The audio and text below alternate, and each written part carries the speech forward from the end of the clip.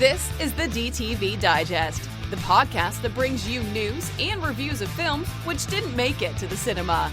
And now, here's your host, Mike Parkin. Hello, everyone, and welcome to the DTV Digest. I'm your host, Mike Parkin, and joining me tonight are Richard Hawes. Hello, everyone. And Stephen Lockridge. Hello. In this week's show, we have 4 new releases. We're going to kick off with Thomas Jane in Warning. Then we have a film called We Need to Do Something. Then it's off to Bigfoot Hunters and rounding off with Kingdom of Ashes. Our short shot this week is Here to Stay, a little horror one. And we're going to round off with our DTV Throwback, The Last Survivors. So without further ado, let's crack on. Our first review then is Warning. The meaning of life is explored through multiple interconnected lives set in the near future. Okay, so I knew nothing about this film going into it. I hadn't seen the trailer or anything.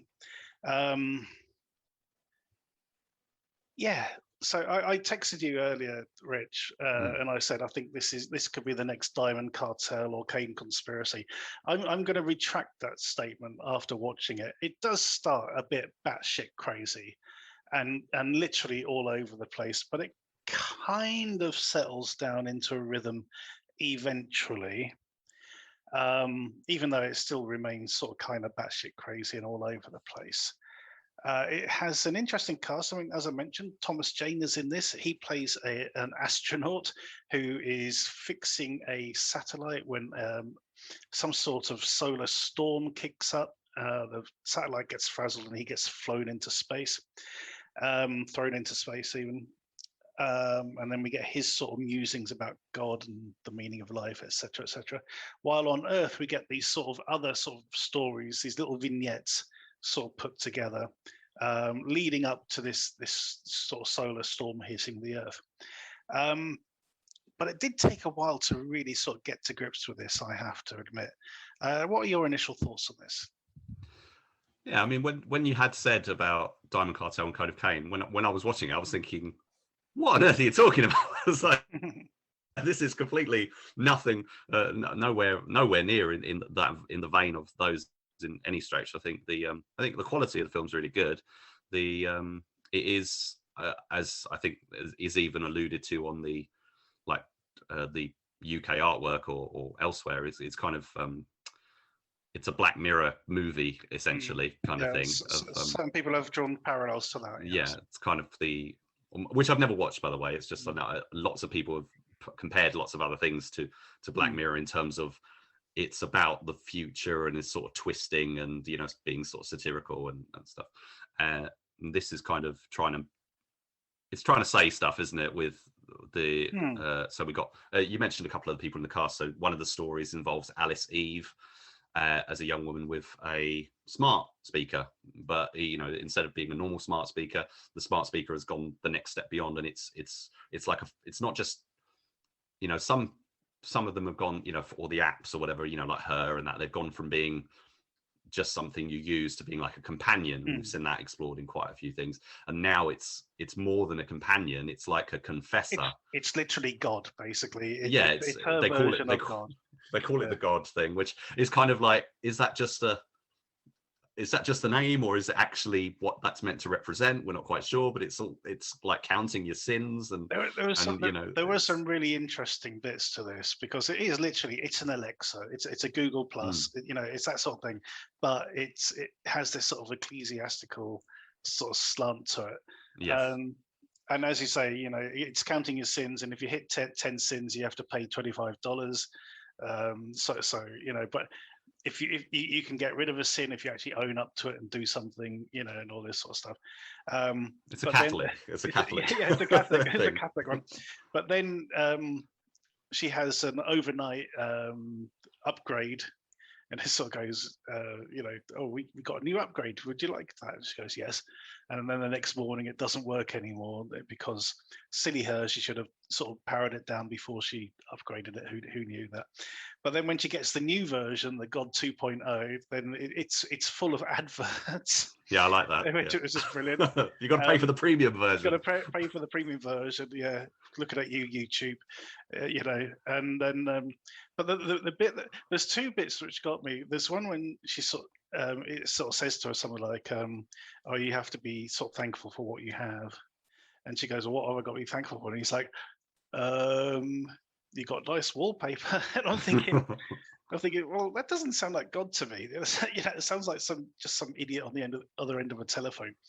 But so the new version has optical sensors, so you actually see what she's doing. But the funny bit was when she throws it out the window and it's like, no, no, no, no, which I thought was brilliant.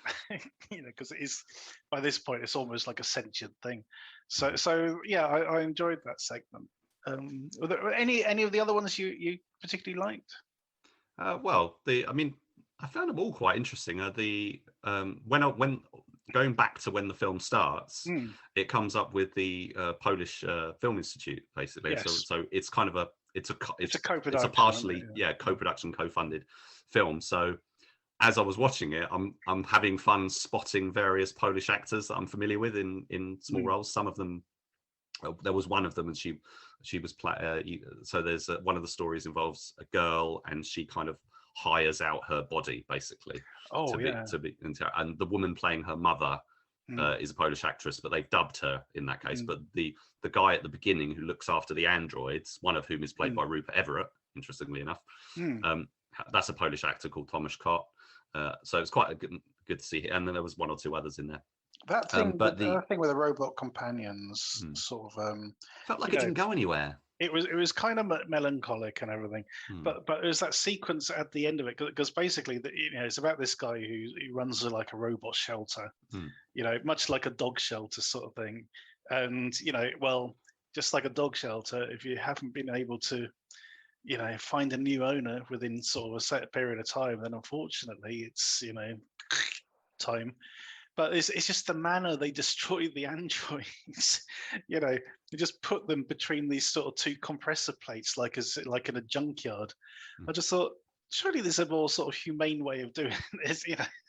Something that isn't quite so distressing as flattening it to a pulp. It was. This story was like the next bit on from that short film we watched. Do you remember about the old man? Yeah. In the shop, that's right. The old lady comes in and she's looking for a replacement because her husband died, and that's it. Yeah. So I thought that kind of fitted quite well into that sort of universe. Yeah. There's another story involving Patrick Schwarzenegger, son of Arnie. He's done quite a few films now, but this is the first one I've seen him. I thought he was quite good, and the relationship he has with the girl, I think, is Anna Kylie. Is this the Eternal family? No. This is the guy who broke the VR. He's broken up with his girlfriend. He's a bit obsessed with her, and he's sort of stalking her virtually. I think that's kind of a step on. It's kind of linking to like Facebook stalking and stuff like that. Obsession with your ex when you're broken up with them. I think that's what they're going for with that. It was almost as if he was stalking her in her memories, sort of thing, because they sort of share their memories, and he's like there in the background. So even though he's there with her, he's also there virtually, which was really freaky. Yeah, I don't quite get how it works, but it's really well acted. Yeah, it's good. And then the other one you were just mentioning, the Eternal Family one. So that's Alex Pettifer's storyline. With Annabelle Wallis, and there's kind of a what was that film recently? Ready or Not. So Samaire Armstrong is the outsider coming into the family, and she's got. So I was getting vibes of that, with the whole, the snooty, ultra elite kind of. It was funny. It was that sort of like upper middle class kind of snottiness, wasn't it? It was like brilliantly played by the mother character. Yeah, when they're talking about the android helper, and they're sort of going, of course we got him from a rescue. It's like, that's just I could sort of really sort of see it. And then there's a whole thing about it just goes, oh, I need a cigarette. It's like, oh my god, she smokes as well. Getting sort of destroying her life. But the way they were, the location and the set and the house and Mm. stuff. I mean, the car goes down and the house has got sort of, it's kind of an eco house, isn't it? And they've got really, I don't know if they built that for the film or it exists, but that was great. Production value, great location, great sets, whatever. But the and the family and the costumes and the set design and everything, all really good. Alex Pettifer, funnily enough, the guy playing his dad is his dad. That's Alex Pettifer's actual dad, which I just found out.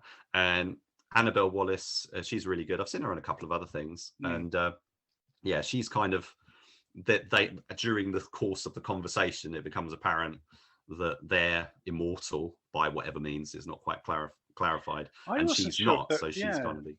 I wasn't totally sure whether or not they were just an android family. Yeah, because what happens to Alex Pettifer's character in it? I'm thinking, okay, bit weird.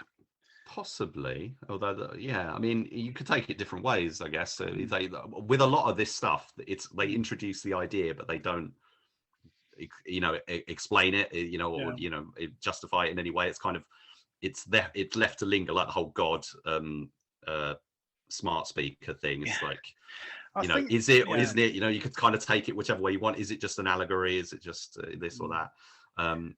And of course, what we haven't spoken about much is Thomas Jane, because he's kind of the cutaway guy. He's the cutaway guy, but he's also, I think he's also the weakest link in the film. And then it's not his fault.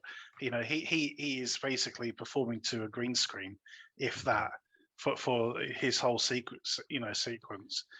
And unfortunately, it doesn't always look particularly convincing in close up. But he's stuck there, sort of giving this huge monologue, railing against God, and sort of saying, "Oh, God, it's all your fault that I'm here," and all the rest of it. It was a bit of a bizarre sort of thing, and I think it was the juxtaposition of that with that first story about the God 2.0 that I just found so weird to begin with, and the robot shelter. It just seemed so weird, and I just couldn't see how it was meant to gel together. And it turns out, well, actually, it's not meant to gel together. That only becomes clear later on as you get introduced to more and more characters. You kind of got these films that are like, you've got the ones that are purely anthology, like you go one story into another story into another story, and then you got the ones like this, which are where there are lots of different stories, but they move in and out of them, a bit like the Robert Altman shortcutsy kind of thing, and lots of other people have kind of taken that approach. But Pulp Fiction sort of thing, exactly, all that sort of stuff. So they've assembled a great cast here. The production values are really high.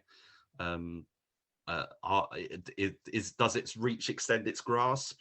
Perhaps. I think you could take it in different ways. I think if you're a fan of Black Mirror, I know Black Mirror is kind of the high watermark, and a lot of people really like that. So I'd be interested to know if people who are fans of that show watch this and kind of see it as a sort of a poor version of it, because it's not got the time to expand on its ideas and that in the same way that, because Black Mirror is like hour-long episodes. I think so, yeah. To explore each of its things. I haven't watched a single one either. So no, not at all. I feel a bit left behind with it. As sort of much, there's so much of it now. So I haven't really caught up. Before scoring, there's the other plot line which I touched on earlier, which was the young girl who's kind of living in the trailer, and she's kind of looking for a way out. So she.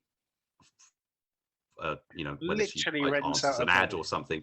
She rents out her body. She's a 17-year-old girl. There's this creepy guy, goes to a hotel, starts setting up things that he wants to use later in the hotel, and then she comes along, and a woman facilitator comes along, zips them up in bags, and does some link between the two of them, and then it's a body swap. Well, not body swap, but he kind of inhabits her. Well, that was interesting. The whole linking thing, because that was very sort of David Cronenberg sort of thing, wasn't it? It was, sort of very sort of like this sort of very biotech, yes, kind of thing. Which was interesting because normally it would be a whole, you sit in that chair, you sit in that chair, we'll put a thing on your head. And, the magical, the ones and zeros will swap you around. And in this one, it's more visceral. But, you don't see anything or anything. It's just they're kind of in these sort of vacuum sealed bags with this kind of bit of, sort of fleshy hose between the two of them. No explanation or anything. And then the story is he's in this body and what he gets up to and stuff. And again, I didn't feel that led anywhere particularly because we spend time with him, as it were, but we don't really see any of like the outcome or the consequence or anything for the girl herself. She's kind of left behind. She's kind of forgotten about. Do you remember anything sort of happening with her? Because I don't. It's just like the story just kind of ends with I think there's not really any resolution to that particular they sort of leave her somewhere basically, don't they? And that's about it. That's right. She gets taken back to the caravan site. That's right. But say her fate or the psychological impact or anything, none of that's really explored. It's kind of they set this thing up, but what ultimately comes out of it, we don't get to know the guy, and his inclinations or what he's wanted to do. Nothing's explored. It's just kind of stuff happens, which is kind of the way a few of these stories go, unfortunately. So it's kind of like, it's a bit shallow. I think maybe it was like one story too far with this. Maybe sort of spend a bit more time on some of those. But anyway, so before we score it, let's say, okay, compare this to something like Portals. You know how we felt about Portals, and that was kind of doing this. That was definitely a one after the other. But introducing a thing and stuff, and not really explaining, and it's kind of a similar kind of movie in a way. Would you agree? A little bit, yeah. It is that sort of thing. I think if I remember correctly, Portals, each vignette was directed by a different director, though, wasn't it? Yes, that's the difference here. Is that this is just by the same person. Yes, which is Alexander Agata, I believe is the name. Mm-hmm. Yeah, Agata. Alexander. Sorry, Agata, the other way around. Yeah. But, I as I said, when I started watching it, I did not have high hopes for this, but as it went on and the stories did sort of, I did sort of connect with them and sort of get the idea what was happening for most of it. I think it was, there's some really good ideas here. The only bit I really didn't particularly like was the Thomas Jane stuff. And in fact, when it went back to Thomas Jane, I was like, oh right, we're going back to him. I thought we're done. I thought he was over and done, floating off into space. But no, we're back with Thomas Jane. But there you go. How are you going to score it, mate? I think I think it's a fair 6 out of 10 for me. I think there's some interesting ideas and good production values and good cast. Yeah, absolutely. I think this is a solid 6 out of 10. So that's that. That's 2 6s for Warning. Go check it out.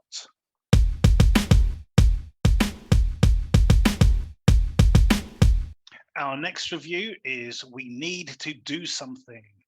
After Melissa and her family seek shelter from a storm, they become trapped. With no sign of rescue, Melissa comes to realize that she and her girlfriend Amy might have something to do with the horrors that threaten her family. Okay, so this is very much a ship in the bottle kind of story, as coined by Star Trek, in that we're down to one location. First things first, Steve. Yep. How big is your bathroom? I'll be honest, mine's very slim but long, but it's nowhere near as big as that. So if there are 4 of you, we're talking about bathrooms here, right? Talking about bathrooms. Yeah. So if 4 of you were in your bathroom, would you be able to sit in opposite corners without your feet touching? Not a chance. Not a chance at all. No. Yeah. Bloody Americans, they don't know how good they've got it, as far as I'm concerned. Anyway, Steve, what are your thoughts on this one? I really enjoyed this. I thought it was absolutely cracking. until the very last second, which slightly annoyed me. But I thought it was great. I thought it was, obviously, it's done very, very cheaply. You know, it's a one location film, without a doubt. But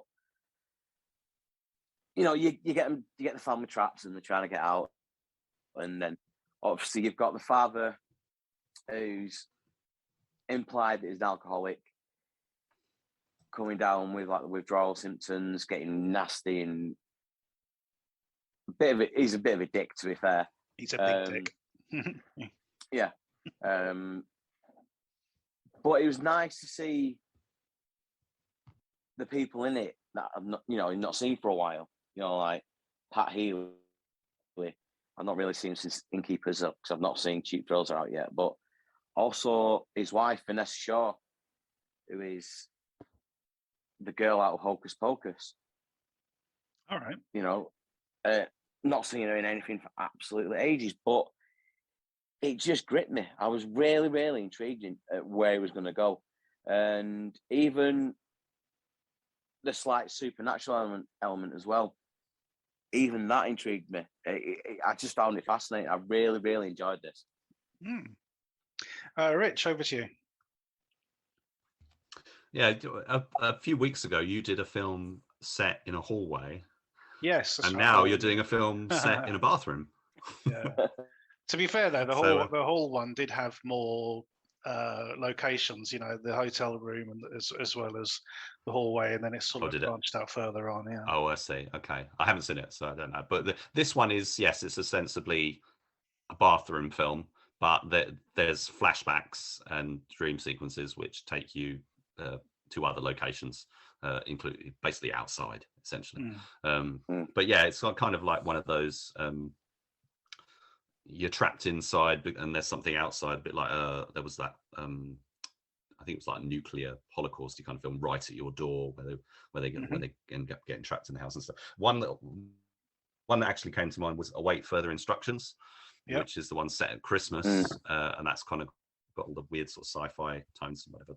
And you know, it becomes there's arguments in the family kind of thing, and that's kind of there's a similar kind of thing here with the father figure and stuff. I think I quite liked it. It's quite interesting. There's always the uncertainty about what's actually going on, because they go into there's a storm, they go into the bathroom, but then a tree jams itself against the door, so then they can't get out. So that's essentially what's happening. But every now and again they'll sort of be able to look through the door, hear something through the door, and is it is there some hallucination? Is there something really strange happening outside or whatever? I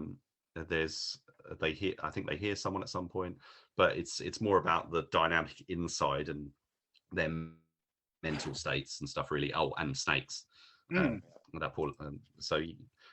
Yeah, I did like it. I was quite engaged with it. I thought it was interesting. There's the main character. She is in a relationship with someone who's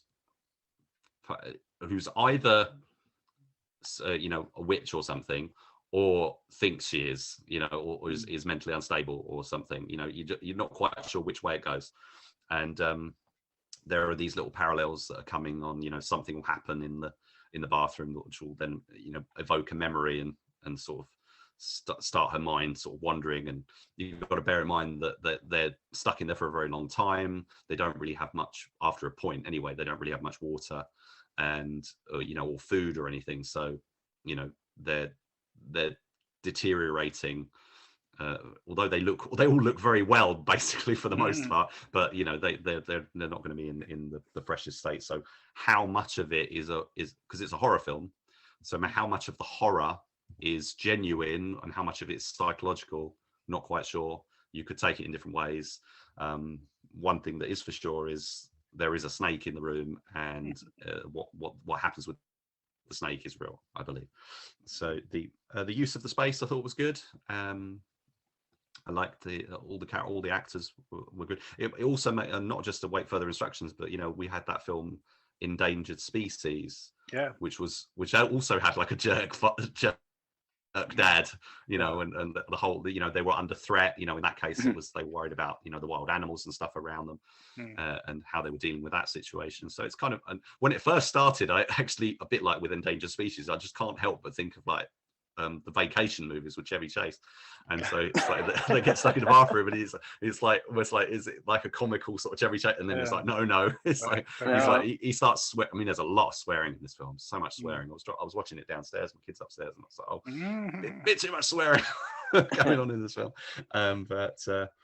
Yeah, I think it's a low budget film. Small cast, uses its idea.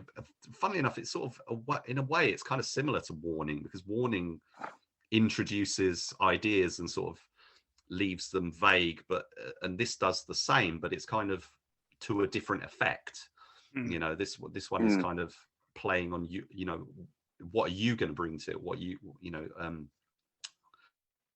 I'm having a difficulty articulating myself here, but the psychological, the real or psychological horror sort of elements of it are up for debate, but the dynamics and the complications between the characters as we know them, like the father. I mean, there's a horrible moment where the dad is like literally trying to push his son's head through a door, which is horrific. And then there's the interplay with his wife, and there's clearly unresolved stuff going on between them, and it's all coming out in the wash. One of the things I'd found interesting was we've got lesbian relationship kind of at the heart of it with the daughter, but the dad doesn't seem to, he doesn't ever bring that up as an issue or something. He either doesn't know, because he seems like he would be the kind of dad who would be prejudiced, basically, and he either doesn't know, or he kind of he's cool with it, and they've just kind of left that. I mean, that was actually another thing that was similar with didn't they do that with Endangered Species as well? Didn't he have, it was a gay son? He had a gay son in that, so that was unintended sort of parallel. I just sort of remembered, but yeah, so he's never really mean to his daughter. His anger is often directed towards either his son or his wife, which I thought was quite curious. I don't know what was going on there. He had a lot of issues with his son sort of talking back at him, which he wasn't really. He was just sort of taking it to the next level. I think maybe because his son was weaker and his daughter was actually quite strong, and she would really stand up to him. I don't know. How do you take it? Yeah, I agree. I like this. I think it could have used with just expanding the location a bit more. I wish it had ventured into the next room once they found a way through. I think we did get an external establishing shot, didn't we? And that was about all we got. The opening bit, the opening bit when the early warning sirens went off, and it sort of zoomed in. And it's interesting, obviously they've been through this drill so many times, and thinking, well, it's just a drill, it's just a storm. They didn't bother bringing any supplies with them. They don't have like an overnight bag or anything to sort of get them through it. It's just like, it's just a formality. So they get caught out pretty badly. Mm-hmm. But yeah, the whole thing, the relationship that that Melissa has with Amy is really well sort of developed, and how they get themselves into the situation where they're performing rituals. You can definitely see that. I was actually reminded of a film I really liked from a couple of years ago called Pie Wacket. Oh yeah, I've heard of which again was about a young girl who sort of casts a spell with disastrous results. The snake stuff was really well done. Yeah, especially when that snake was chasing them along the floor and stuff. Yeah, I don't think it was CGI. I think it seemed practical to me. Yeah, and really well done. Yeah, really well done. Considering we're saying no, it's a low budget film, well, modestly budgeted film, because we're looking at this sort of one location. But where it mattered, that they did a really good job. The makeup effects were really good. There's a lot of blood in this film. When things sort of start getting nasty towards the end, and a couple of dream sequences. And it also, kind of refreshingly, it does that sort of taboo thing that not many horror films do.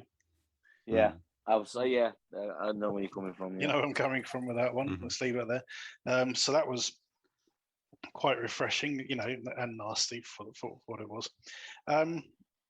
And to a certain degree, this did sort of remind me of The Mist as well.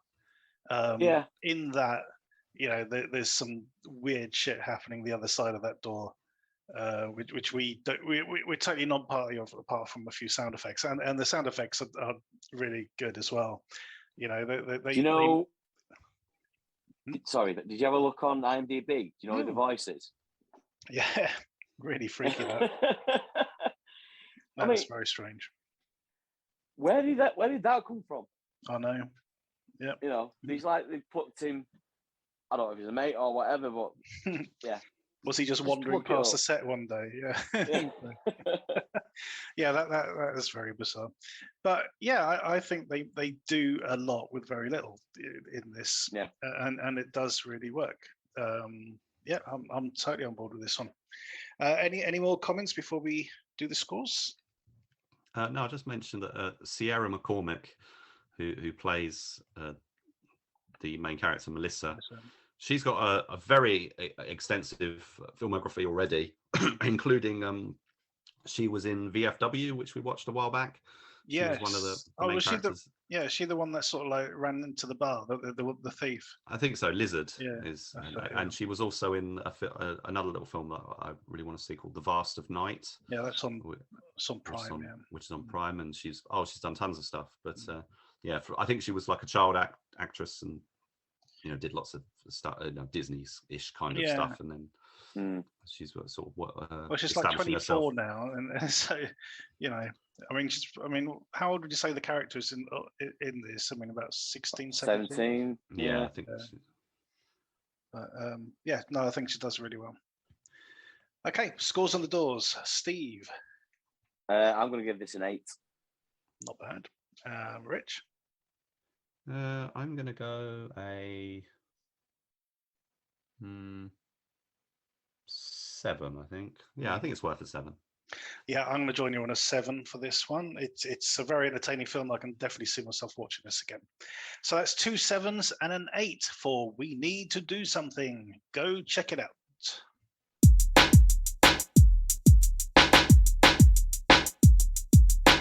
Our next review is Bigfoot Hunters.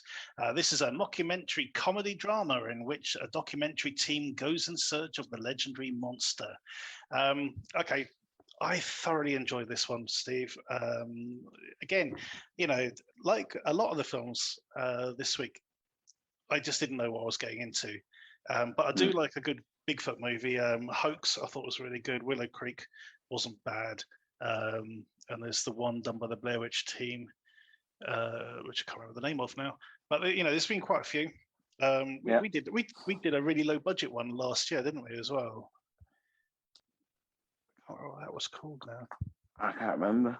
But yeah, we did. Anyway, and there's a couple of others. But this, this got me straight away. I like the style. So we've got a guy called Brian Emond, playing himself basically, or the same name character, as this guy who does these sort of like clickbait features for an online news service, sort of very much like Vice and a few others like that. And he's getting pretty fed up with doing these sort of like fluff pieces, like getting sent out to sort of sort of war-torn places just to find out what their craft beer, the craft beer scene's sort of getting on with. And he and his producer, Zach, are given this assignment to go to, where is it? Is it Arizona? Georgia. Georgia, I think it was. Yeah. Which is in the southern side of sort of the United States, one of the southern states. To find out if Bigfoot exists there, and they meet up with this Bigfoot hunter called Jeff, who's a bit of a nut, but as things sort of turn out, he may not be such a nut after all. But I just love the sort of the wry sense of humour that this had. So I'm intrigued. Steve, did you get on this as well as I did, or not your cup of tea? Not quite as well as you. I did enjoy it. It was nicely shot, well done. What I did like was the character building in a way. You know what I mean? Because it starts off, he's a bit of a dick. He's up himself a bit, isn't he? Yeah. He thinks he's more than he is and stuff. And then you meet the bumbling hick Bigfoot hunter, but I liked how it actually went into how his marriage broke up and stuff like that, and how it's cost him his life basically, and he's living with his drunken cousin. Violent drunken cousin. But yeah, it was enjoyable. It wasn't over. I don't think they overshot themselves. They kept it quite within the budget constraints. They didn't try and push it too far. But again, it goes off on a bit of a tangent about 3/4 of the way through. But in this, I thought it actually worked. It was well done. How they do it, like the Cribs, MTV Cribs type. That was brilliant. Yeah, that was really funny. And how it all tied in, I thought was really good as well. Yeah, especially the drunken cousin, the way he comes back into the story as well. Yeah, cool. Yeah. Chekhov's drunken cousin. Yeah, but, a bit of Deus Ex Machina, but yeah. Yeah, it was enjoyable. It was fun. It was okay. I mean, I was listening to something the other day, and they said, the actual directors put out on the press release, yeah, you know what, it's not perfect, but this is what we all put our own money into it. This is what we have. This is what we wanted to do, and we've done it. So yeah, and I think it works a hell of a lot. The whole thing, that first night they're in the camp, and the noises outside and all that sort of stuff, and the bit of footage they get of you think you're staring at nothing, and then suddenly part of that nothing moves. I just thought it was actually sort of really well done. And you can sort of see why they go, oh my god, it's real. We got to get more footage and all that sort of stuff. So. Yeah, no, I really enjoyed it, I have to say. There's not really a lot we can say that would sort of keep us out of spoiler territory, really. But yeah, it does sort of do a good piss take out of the whole sort of online journalism sort of thing. Like, their rival guy, I can't remember what his name was. $30 or something. $30, that's it. And his food program.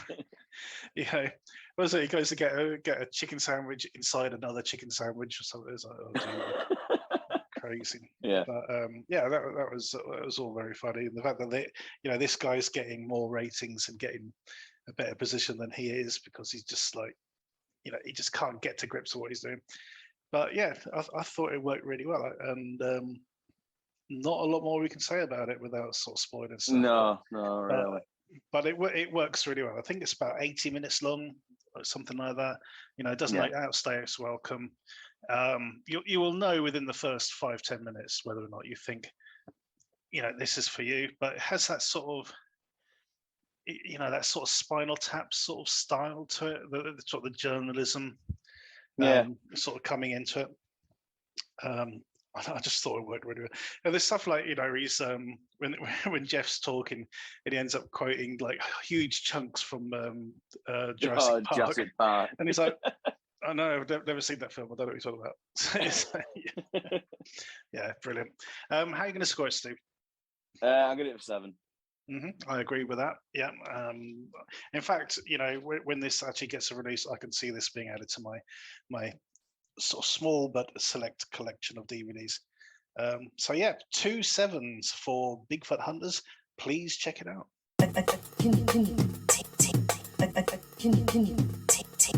Our final main review is Kingdom of Ashes. The search for the Empress's daughter reunites 2 long-lost brothers who grew up on opposite sides of a war and now must choose between family bonds and political alliances. That sentence has told me more about this plot than the film did. So it's not just me then. It's not for that. It's not just you. I was really looking forward to seeing this because I saw the trailer a week or so ago, and I thought this looks really well shot. I can really sort of dig the vibe of this. Looks straight up my alley. The watching experience is incredibly befuddling. I was watching it and I'm thinking, I just don't know what's going on, because you have 2 characters who look very similar when it starts. And yeah, the whole thing with the brothers, I mean, it was there on the periphery, but I'm like, how is this all coming together? It's mentioned at some point. I think we get a flashback, a sort of silent sort of flashback to 2 orphans being separated, etc. But I didn't know how that was actually sort of coming together at all. But there you go. So it starts off with this guy impersonating a prisoner and then going over to the other side to be an inquisitor, impersonating this inquisitor, so he can interrogate this prisoner.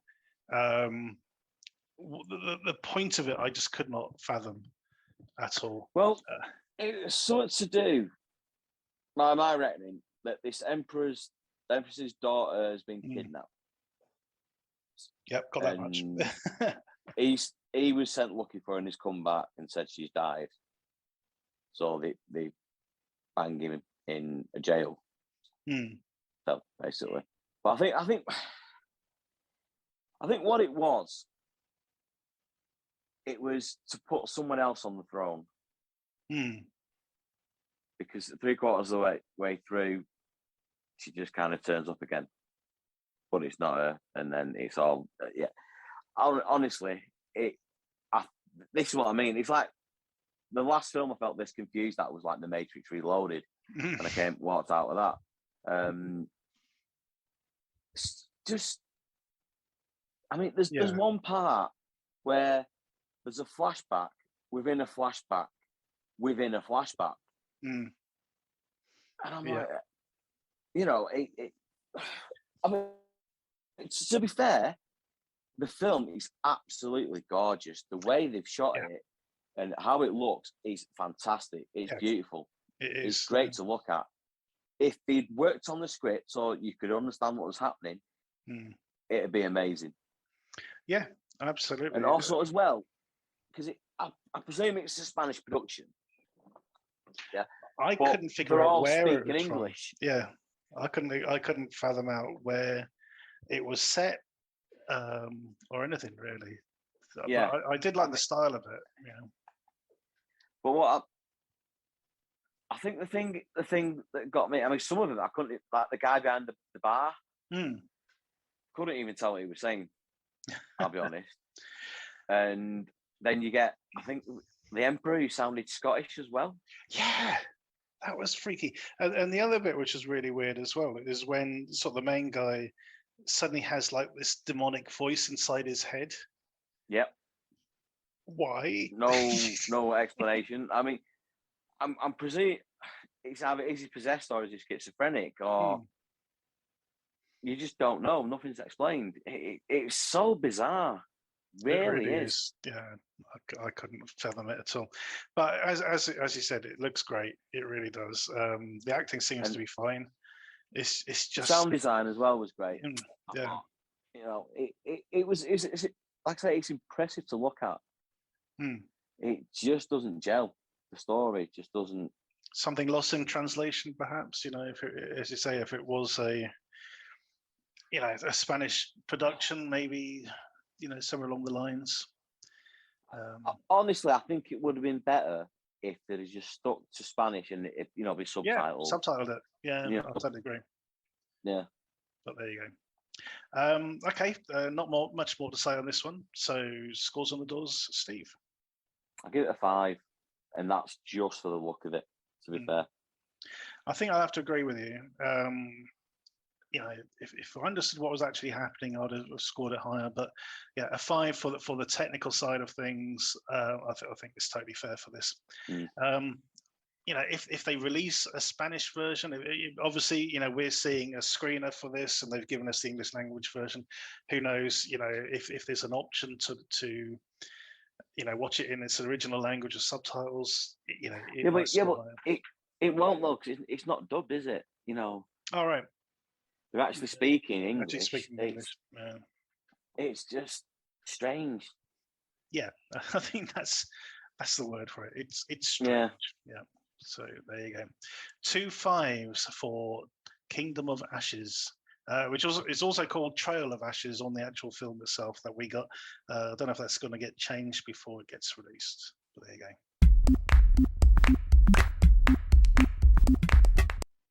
Our short shot this week is Here to Stay. When drunken Jude leaves a funeral early and drives home, he finds something waiting for him in his apartment.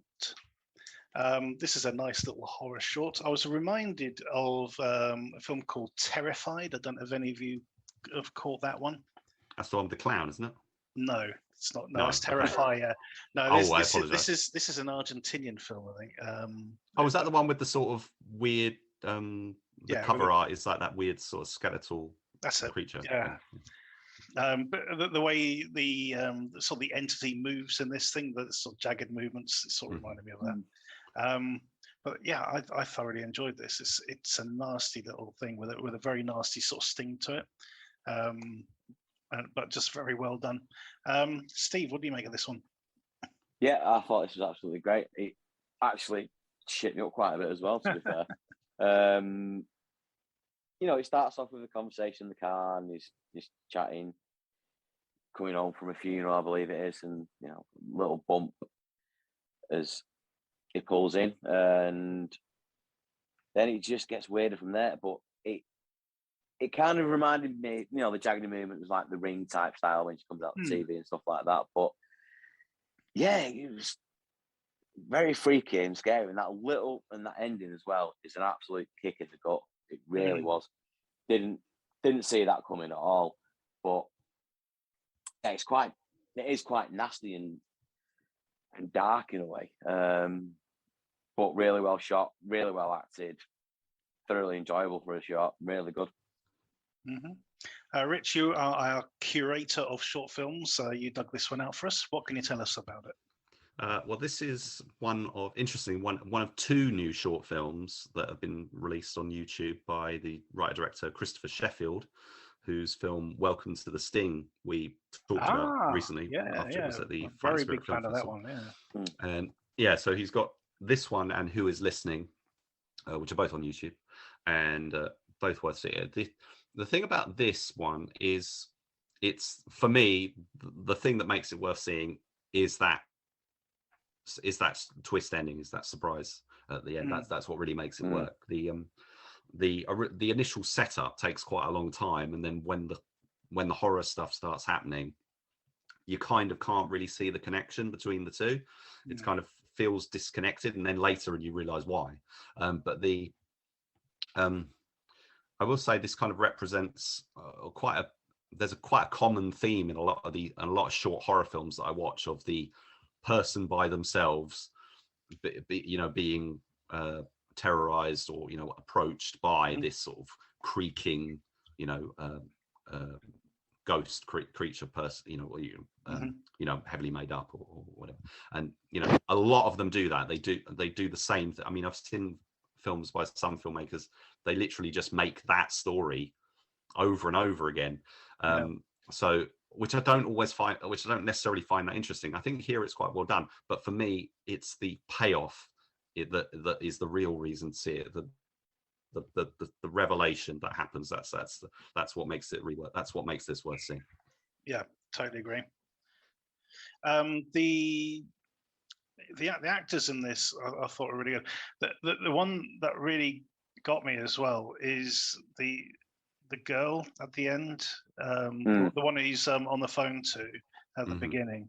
And when she turns up, I thought her acting was superb at the end. You know, really, really sold it for me. That's sort of like, you know, the anger at him, like, what the fuck have you done? You know, I thought it was brilliant.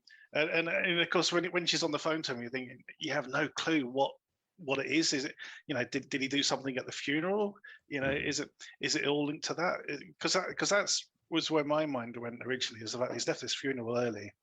You know, I think it was a funeral for his friend or something, or one of their friends, because he had the pamphlet, didn't he? Sort of sitting there on the side. So I thought, oh, maybe it's him who's you know, tormenting him. But then that's where I thought it was originally going, and I wasn't sure. Was it a friend? Was it his partner? It wasn't quite clear. But then when the threat reveals itself, it doesn't connect. It doesn't seem like it's related, and I gotta say, it all comes together in the end. I did think the way they, you know, they introduce it with that conversation, and then she turns up at the end, you know, sort of brings it back. You know, everything sort of comes full circle. It's a very, very well made story. You know, very well thought out story of that. You know, it brings us round, gives us a proper resolution. Yeah. So Jessica Taylor is the name of the actress plays Delilah. I thought she really sort of brought it together at the end. This is solid. Really enjoyed it. The sound design was really, really good. Really creepy. Lots of sort of noises as in the whispering and stuff like that.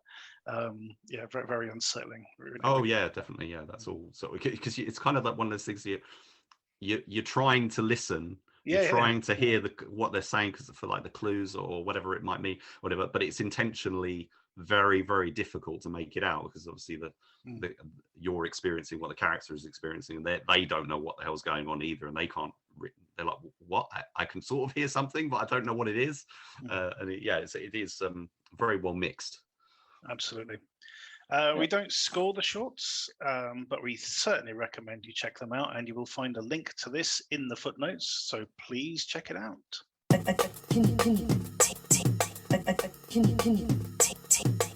Our DTV throwback this week is The Last Survivors. A teenage girl fights to protect the last working well in a drought-stricken valley from a greedy water baron. We're in post-apocalyptic times, Steve. Yep. Now, considering a couple of episodes ago we had The Survivalist, which isn't a million miles away from this, but I have to admit, I much prefer this film. I think the scope of it is a lot better. That the cinematography and the actual, it has a more sort of bleak, epic feel to it. A much more sort of believable threat as well. There are long passages in this when not much happens at all, admittedly, but when action stuff does actually happen, it is actually really well shot and edited, and it is actually sort of really well done. I really like this film. How about yourself? Not really. I agree with you when the action is happening and it is shot well and stuff. But to be honest, I just didn't think there was anything happening in between them scenes. It was very, very well. I'm gonna say dry, but obviously will be. I just thought it was very, very slow, very dragged. Nothing much really happened. You could tell what was coming a mile off. It took me a while to even figure out that her boyfriend was actually ill. I haven't missed something at the beginning or what. I was thinking, well, why is he staying behind? Why is she going out doing everything? And then, okay, there we go. It's clicked. Like I say, looks nice, looks really good. Some of the acting as well, I thought was a bit OTT, especially like the priest guy or the Baron. They were a bit over the top, to be fair. But I thought the younger element of the cast was really good. Especially the girl playing Kendall and the little kid as well. Is it? Yeah, Albie, I think he was called. I thought he was great. Max Charles, yeah. I mean, I actually, I reviewed this when it did come out, and I found myself enjoying it more this time than I did then. And even then, I gave it a pretty decent score. But I found this time there is a lot more going on than I remembered. I seem to remember just lots of shots of water dripping into jars and this sort of thing, which there's plenty of those, but there is more incident in this than I remember. She gets into sort of these sort of perilous situations, these sort of brushes with or close calls with the Baron's men throughout the film. There's a whole bit where Barbara Crampton turns up as one of the other settlers, or other homesteaders in the valley, and there's a whole scene with them and the confrontation with the Baron, which was really well done. I just liked it. I like this sort of whole climax of the film. Just really worked for me. So yeah, but not so much you. No, like I said, I just it just dragged a bit for me, I can see that. I can definitely see that there are, especially early on when she's just like, searching around for that sort of distributor cap for the airplane. It's like, oh, no, not that one. Try another again. But yeah, it does sort of go on a bit. But I think it's reasonably well padded out overall, and it does sort of just about get enough sort of action beats throughout the film to sort of make it work. So yeah, we don't score the DTV throwbacks. Oh, the score for this I thought was really good as well. Thought it had a really good score. So we don't score the DTV throwbacks, but we do recommend you check them out. And this is on Amazon Prime. Just sitting there waiting for you to watch. So go check it out. And that is the end of this week's show. So thanks to Rich and Steve for joining me this evening.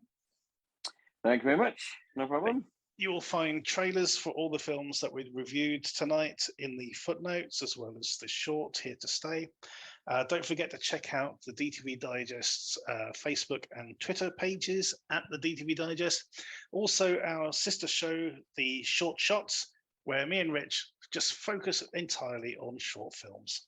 So thank you for listening, and tune in again next time.